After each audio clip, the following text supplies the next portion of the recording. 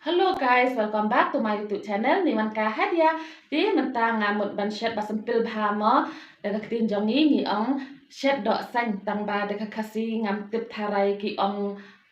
dok kumno ki ong shed dok snyang bat nei yong tharai la dem de sa comment ma tang ba daga ketin jongi ni ong shed dok sang jing mut kene ga dok snyang mo tang kumne hi ni shed ha tang ba yementa kampe kan dia namar ba don unete way une daga ketin jongi ni ong u ya jaw mo une u ya jaw daga ketin jongi ni ong yone tang ba kasite ngam tip mo ki ka e ki ong yone sa comment ma ya jaw daga ketin jongi la ne tharai mo ya jaw ne ngam tip te se comment ma tang kom ta ngan shed no ngal abul ketin than palat te ngan oswa une u ya jaw mo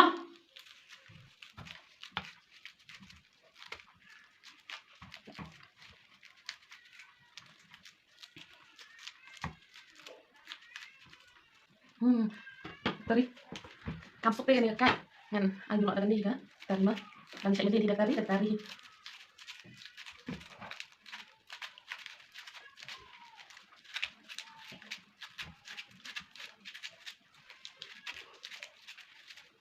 dia mentah pilih yo ini ya katanya ngan aswan được viện mah đặt ngan ai long vậy đặt như rusun tính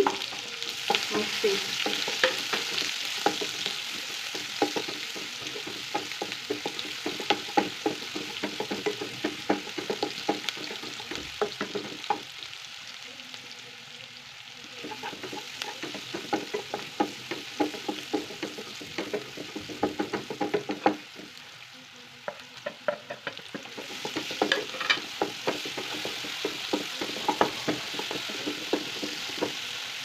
thế thì giờ ý cho nên cả chính sợ cả là khăm đen ngàn ai tăng khăn điện đấy mà tăng khăn điện đấy ngàn ai xóa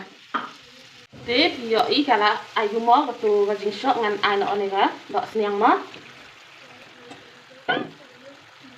ai muốn đốt cũng cả chỉ làm cam á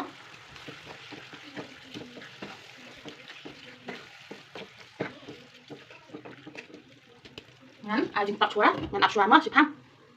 thế ngàn plain nọ cái này cái chính tap ngàn ai nọ khăn điện mà tăng cả tôi thì có ốm ngàn ái ngàn tập biếng ngàn sạc áp đánh ị mà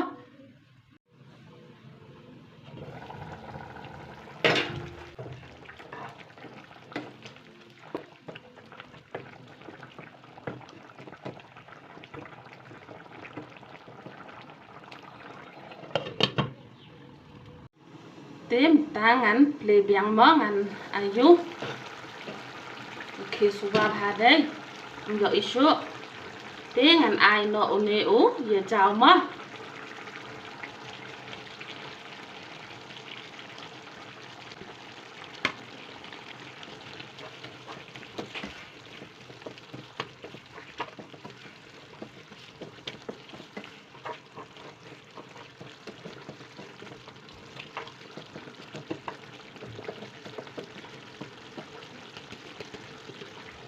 ngàn áp xá tăng khăn điện thì mất thế ngàn play biang cái này cái chính táp ngàn bear nọ son để u slaren son mà nếu slaren son bear dan cam shu ban e ban tak tăng cùng tu hi slaren son tu mà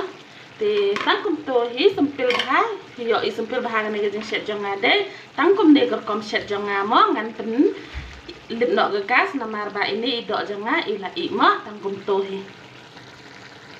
tăng công này hi video jangan mata kesni di ngan pengkut no hang ne hi kani video jangan di koble shibun ya gitu ginong kersan jonga mo kiba kersan hang met bat mesin kiba ai mesin yang bangala rak susu ban pemi video ti gitu kiba pat dep kersan ro sneu bah anda pilape kini video jangan anda pledet pe sa kersan mo ti tăng kom ta hi koble shibun koble shi hajar ngo ublai andan rengkat bat pi khnang ba pin yo kemet kapat ko koi ba khya khnang ba pin kamai bha mo hakikam ki jam ki jong pi. Bye, sampai next video.